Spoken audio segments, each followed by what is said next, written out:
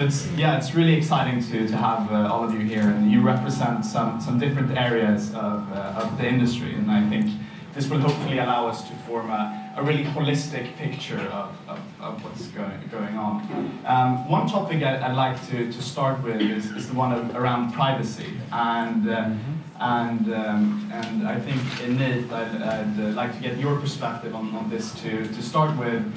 So there's a lot of buzz around federated learning and the promises of federated learning to allow the data to stay on device, but the learnings to go to the cloud. So the first thing is how do you perceive that going into industry? You've seen in medical, you've seen Oaken deploy it, for example, but also how well does actually federated learning treat privacy? Because you're still sharing the data. So is it a false promise, or will federated actually help us drive more effective privacy at scale? Okay. Yeah, punchy question. So I guess to set the scene, like as you alluded to, kind of like the traditional paradigm in cloud-based machine learning is basically like take the data to where the model lives.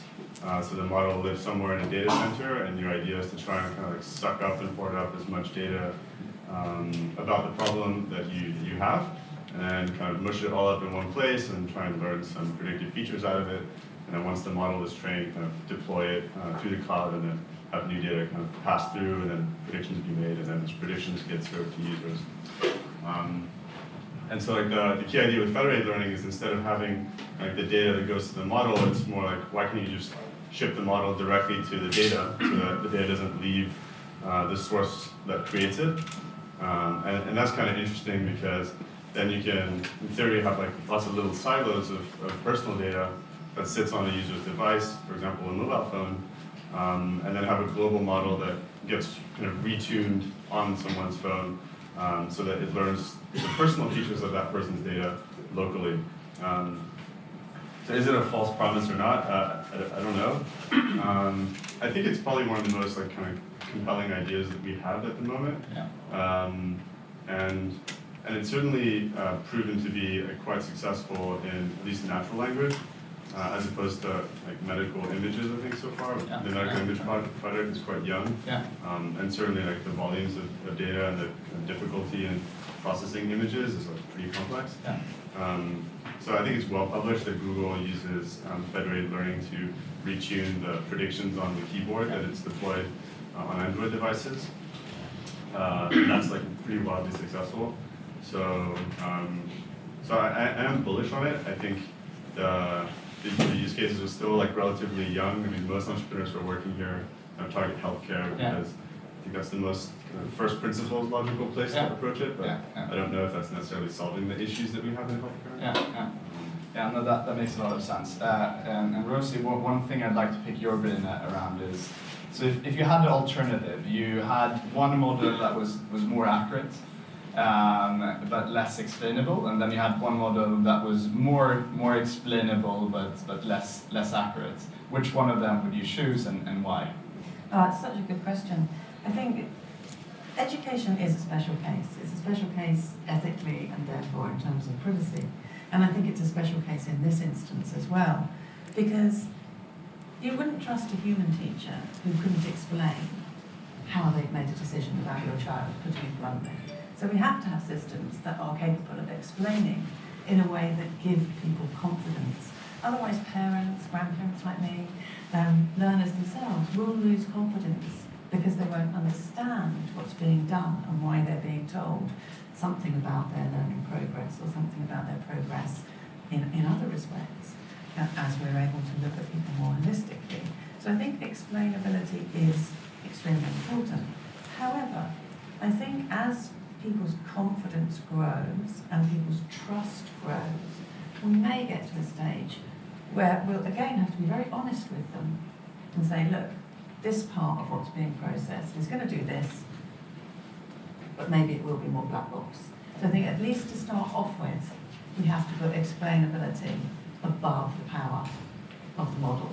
But I think it will change over time. Now we have to be very careful about that. We have to make sure it's done ethically and in a way that has people on board. That's where these things historically have gone wrong, where you haven't had people on board. And I was really struck this morning, I don't know if anybody else was listening to the Today programme. Sorry, my bad. Yeah. Did you hear the piece about the new institute? Oxford? Yes, Yeah. I did. Did you hear British Education? No, I didn't. No. £150 million, the biggest donation that has ever been made to Oxford University in its entire history to set up a new Institute of Humanities that will largely focus on ethics and AI. And the people they interviewed this morning on the Today programme said nothing about education. No, I did hear that. Yeah. And that really worries me. Yeah. And it should be the thing that everybody is thinking about first. And it's not. Because as we need to learn throughout our lives, education will be something we should interact with more and more and more and more. It's the only thing I can think of that we should interact with increasingly. Yeah. Medical systems, actually, you don't want people to interact with them. Yeah. You want to interact with them as least as possible, you know. Yeah. I mean, obviously you want well-being, but that's all part of education, I Yeah. think. But it's not top of the agenda, Yeah. and it should Yeah. be. Yeah, no, I completely agree. So Carla, one thing I'd like to pick your brain around is, McKinsey did this study in other professions where they basically looked at which tasks would be automated. And what they found was that for most jobs, there would only be 5% of jobs that would be fully automated. But 60% of jobs would be 30% automated. So if you look at education, what aspects do you think will be automated, and then what will that free up teachers to focus more on? God, that's a $60 million question, isn't it? It's a really interesting question because, you know, we also have to kind of decide where we might want the automation to be. So, you know, we had the kind of essay marking debate, we've had some of the discussion earlier in terms of, you know, formative assessment, if you like, and what can be automated in that. I think those are fantastic use cases. As long as we allow for the learners to have enough space to construct their own learning.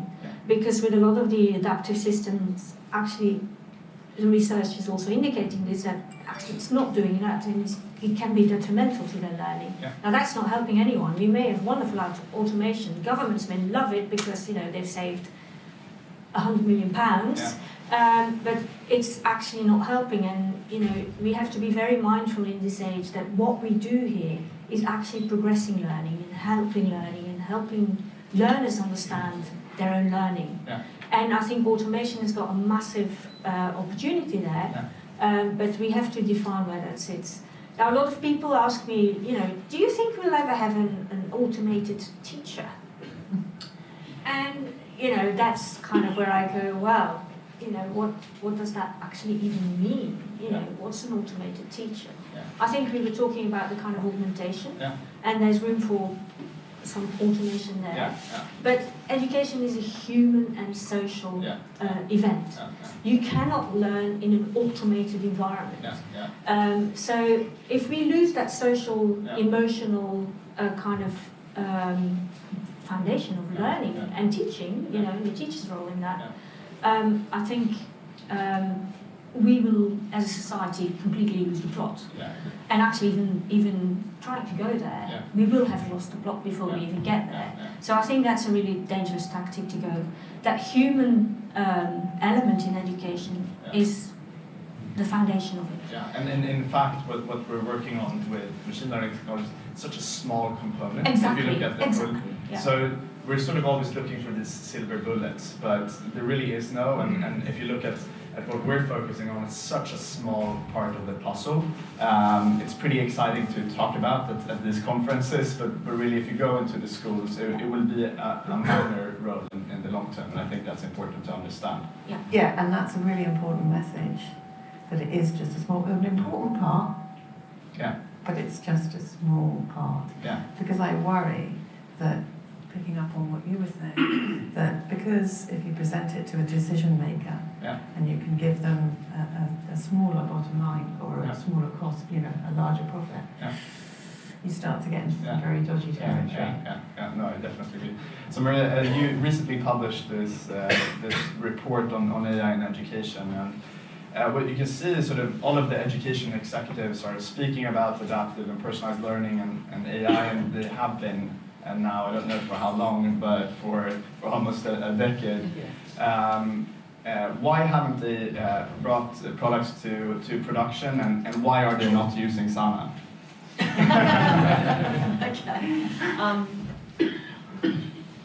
Actually, there are. Can you hear me okay?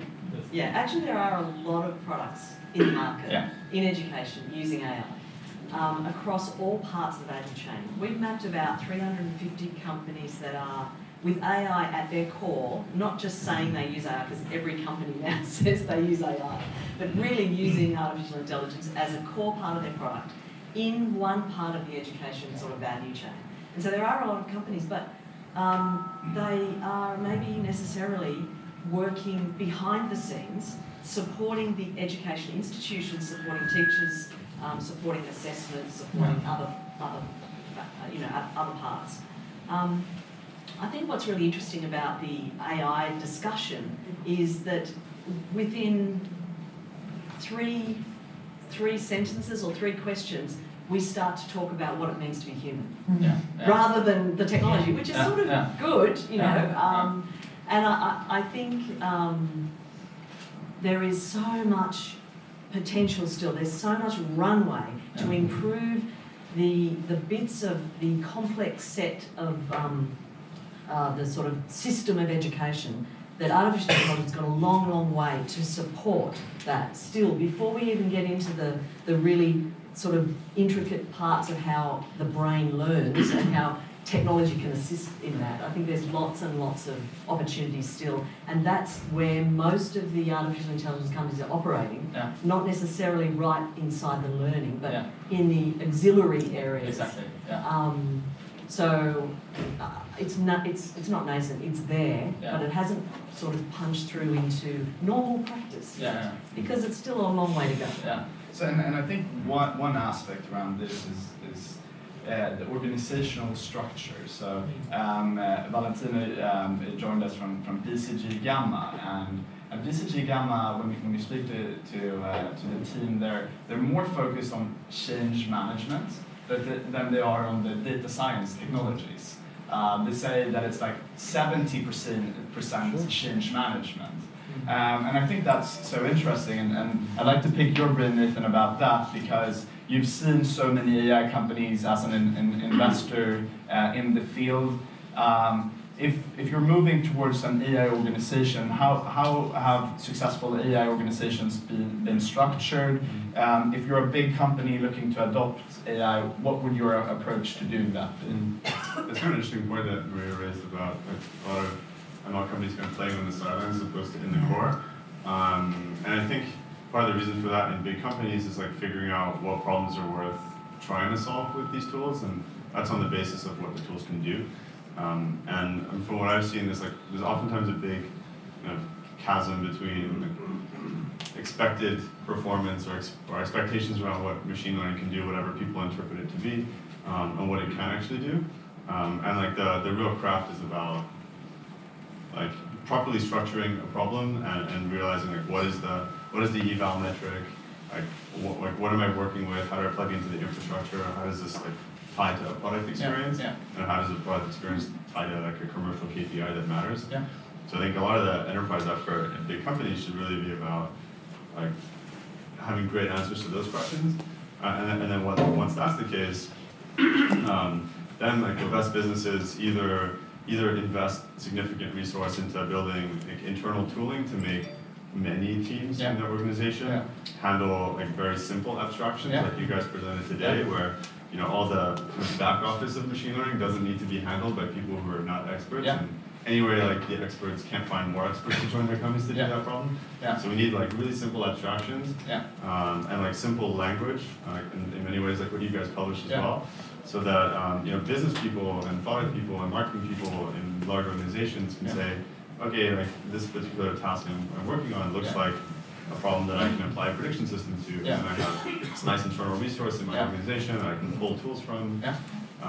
So that there's that, and then perhaps like the next iteration of that is like organizing teams such that they have somebody who does data engineering, somebody Yeah. who does machine learning, Yeah. in addition to like front end, back end, Yeah. product, Yeah.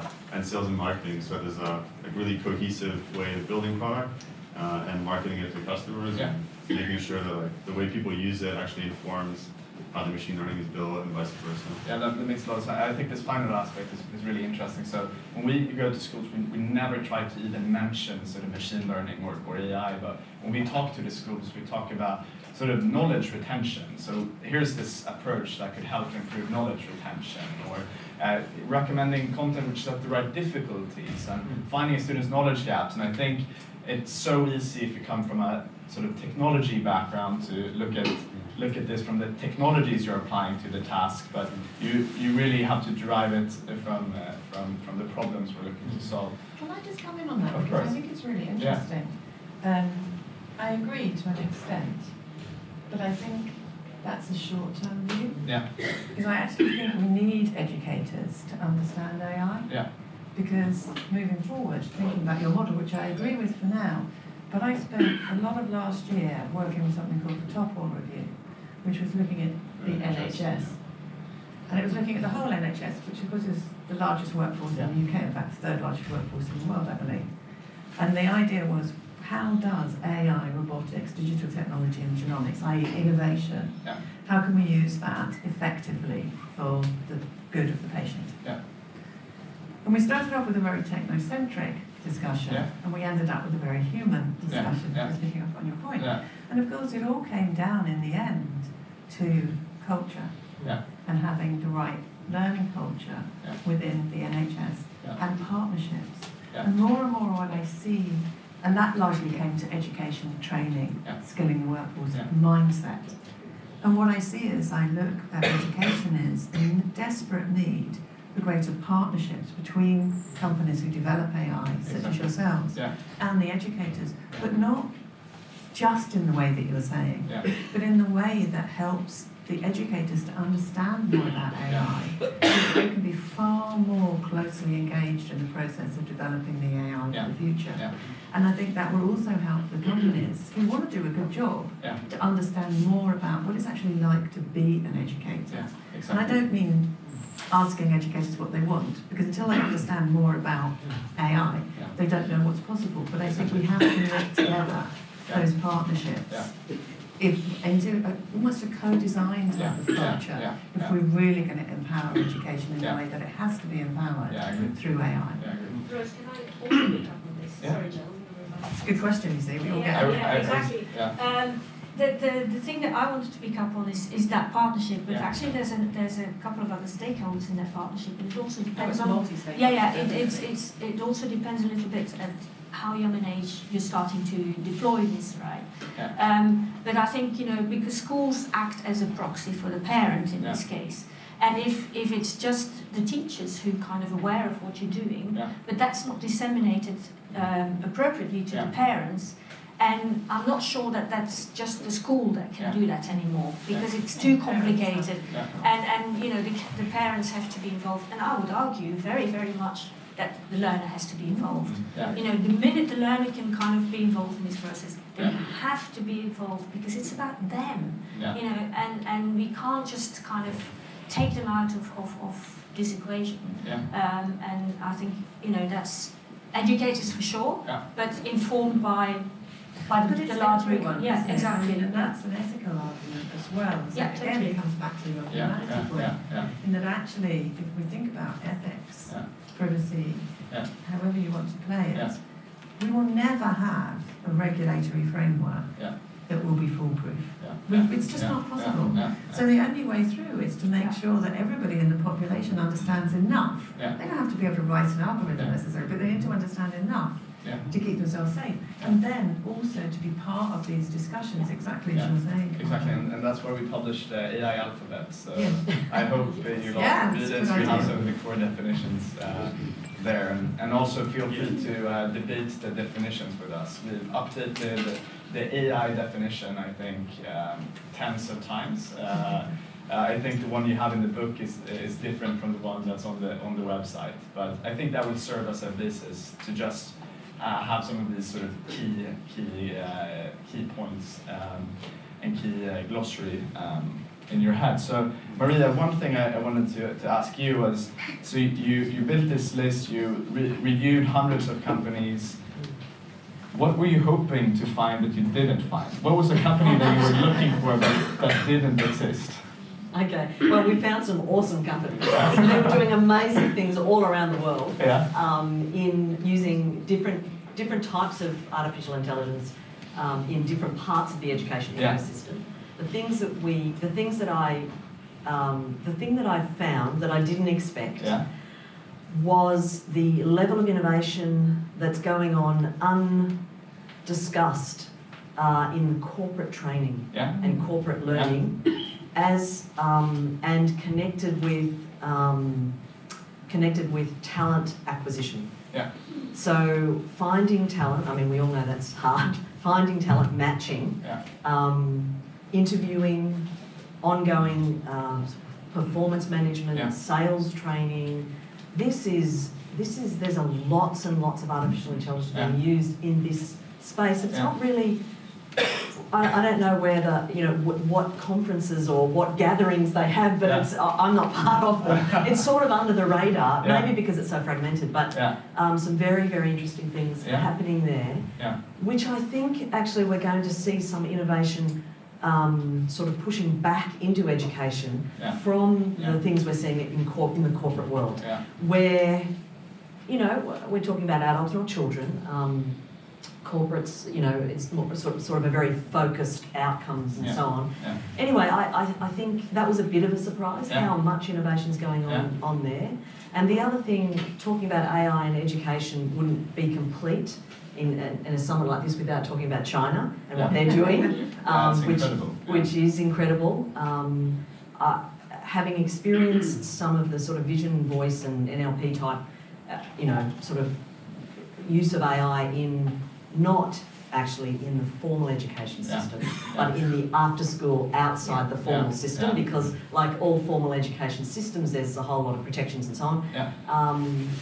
And I just saw recently some discussions between those companies that are doing that sort of innovation in the after-school space and the Department of Education. So actually what we are going to see that, those sorts of things moving back. I think that's very interesting. And we're not talking about, in terms of pedagogy, really great pedagogy from what I could see.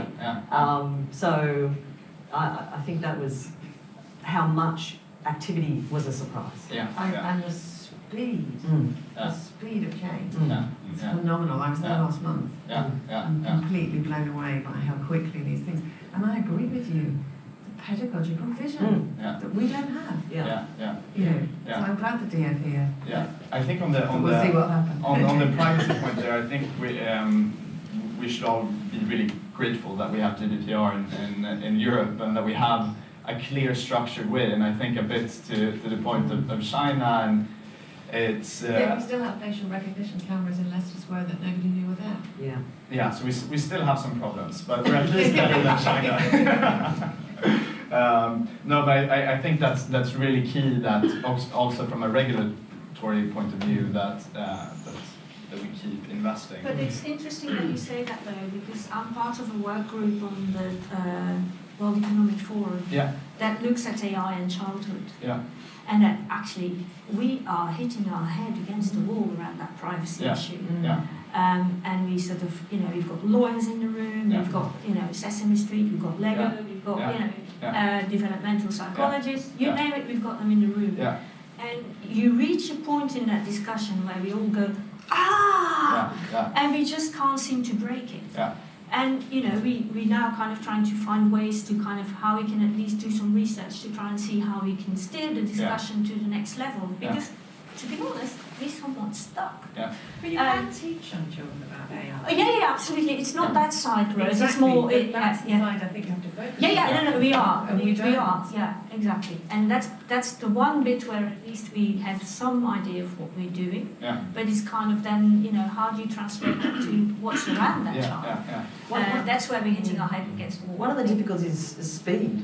Yeah, Because while people are sort of talking and pulling their hair out. Others are just moving on. Exactly. So, just leapfrog the whole discussion. Yeah, exactly, totally. yeah. I agree with you, and that's why we get because we can't do it fast enough. Yeah.